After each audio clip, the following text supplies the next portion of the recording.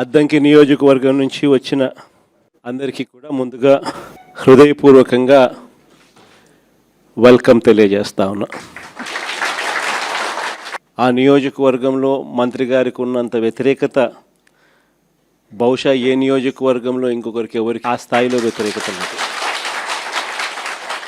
చంద్రబాబు నాయుడు గారి మీద తీవ్ర స్థాయిలో వ్యతిరేకత ఈ స్థాయిలో ఉంటే అద్దంకి నియోజకవర్గంలోకి వచ్చేసరికి ఇంకా ఈ స్థాయిలోకి ఇంకా ఎక్కువగా తీవ్రంగా ఉంది. అలాంటి పరిస్థితుల మధ్య ఈసారి ఎన్నికలు జరగబోతూ ఉన్నాయి. ఇలాంటి పరిస్థితుల్లో కూడా ఒక డాక్టరు అశోక్ను మీ అందరికీ కూడా ముందుగానే ఎన్నికలు చాలా దూరంగా ఉండగానే అశోక్ని తీసుకొని రావడం, తాను కూడా డాక్టర్గా మంచి పేరు సంపాదిస్తూ ప్రతిపక్షంలో ఉన్నప్పుడు, అందులో చంద్రబాబు నాయుడు గారి లాంటి రాక్షస రాజ్యంలో యుద్ధం చేస్తూ ఉన్నప్పుడు కేసులు ఉంటాయని తెలిసి, హెరాస్మెంట్ ఉంటుందని తెలిసి, కార్యకర్తలకు ఇలాంటి సమయంలోనే ఇంకా తోడుగా అండగా ఉండడానికి ఇంకా శ్రమ పడవలసి వస్తుందని తెలిసి కూడా అశోక్ ముందుకొచ్చినాడు. ఎన్నికలప్పుడు చంద్రబాబు నాయుడు అన్న మాటలు ఏమిటి, ఎన్నికలు అయిపోయిన తర్వాత చంద్రబాబు నాయుడు గారు చేస్తూ ఉన్న పాలన ఏమిటి అని చెప్పి ఏ చిన్న పిల్లాడిని అడిగినా కూడా ఈరోజు రాష్ట్రంలో చెప్పగలుగుతున్నాడు. ఎన్నికలప్పుడు ఆయన చెప్పిన మాటలు చూస్తే జగన్ ఇచ్చేటివి అన్నీ చేస్తాను, కాక సూపర్ 6 సూపర్ 7లు అని చెప్పాడు. ఎన్నికలు అయిపోయాయి, చంద్రబాబు నాయుడు గారి మేనిఫెస్టో చెత్తబుట్టలోకి వెళ్ళిపోయింది. కరెక్ట్గా ఇవే మాటలు ఎన్నికలప్పుడు మొత్తుకొని చెప్పిన ప్రతి మీటింగ్లో, చంద్రబాబు నాయుడు గారిని నమ్మడము అని అంటే పులి నోట్లో తలకాయ పెట్టడమే స్వామి అని చెప్పి మొత్తుకొని చెప్పిన నేను ఎన్నికలకు ముందు.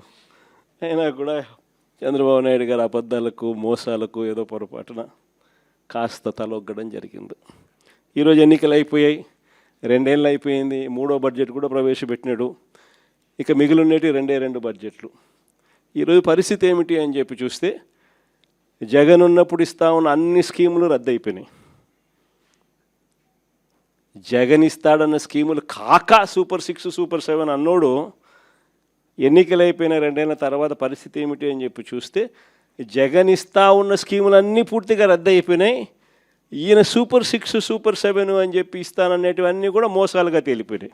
మన హయాంలో మనం దాదాపుగా 3,30,000 కోట్ల రూపాయలు మనం అప్పులు తెస్తే, 5 ఏళ్ళు కలిపి 3,30,000 కోట్లు అప్పు చేస్తే, అందులో 2,73,000 కోట్లు నేరుగా బటన్లు నొక్కడం, నా అక్క చెల్లెమ్మల కుటుంబ సభ్యుల ఖాతాల్లోకి నేరుగా వెళ్ళిపోవడం.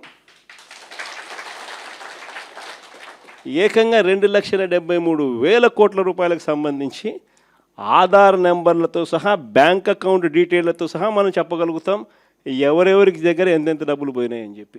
చంద్రబాబు నాయుడు గారు 2 ఏళ్ళు కూడా గడవక మునిపే ఆయన చేసిన గ్రాస్ అప్పులు, ఆయన చేసిన కాంట్రాక్టెడ్ అప్పులు, ఇవి చూస్తే 3,37,000 కోట్లు దాటిపోయినాయి.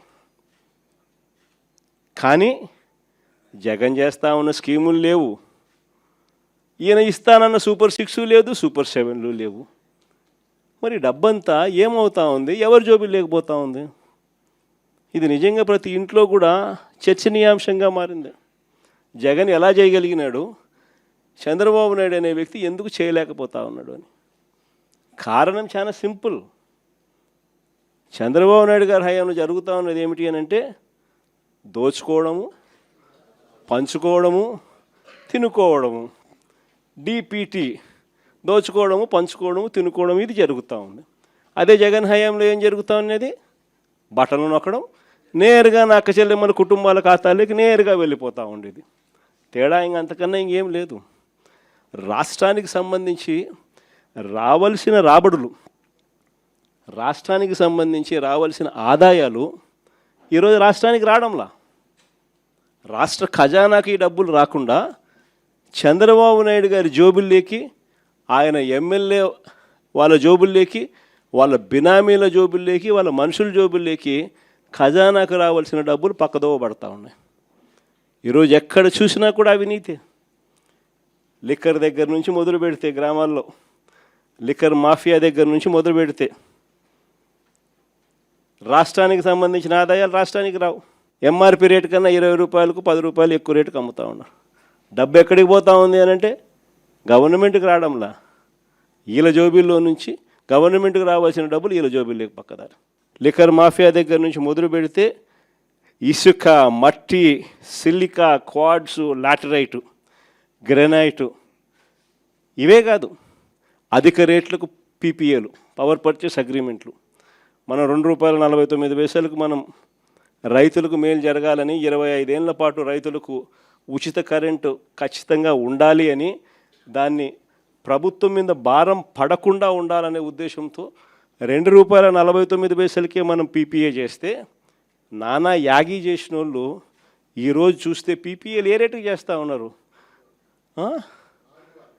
₹4.60 చేస్తూ ఉన్నారు.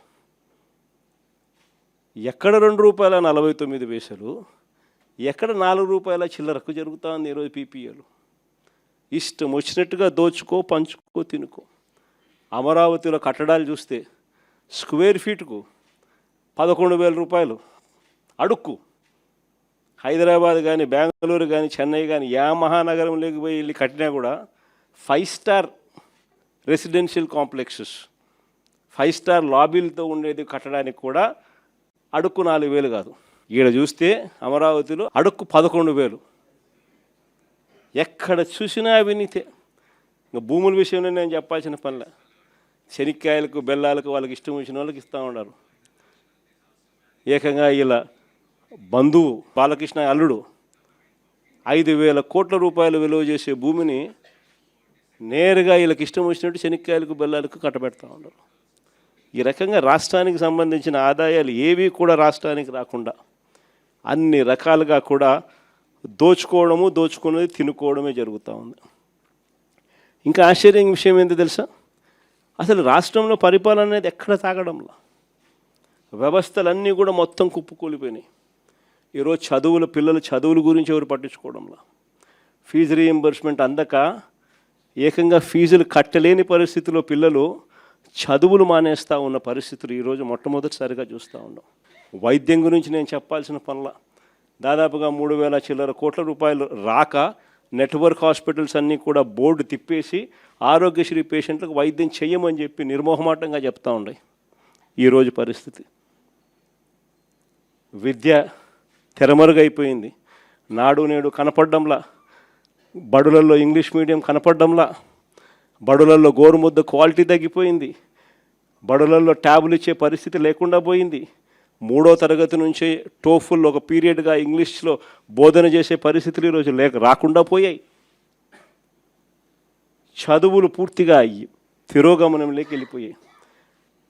గవర్నమెంట్ బడులలో పిల్లలు జాయిన్ కావడంలా. విద్య పరిస్థితి అది, వైద్యం పరిస్థితి ఇది.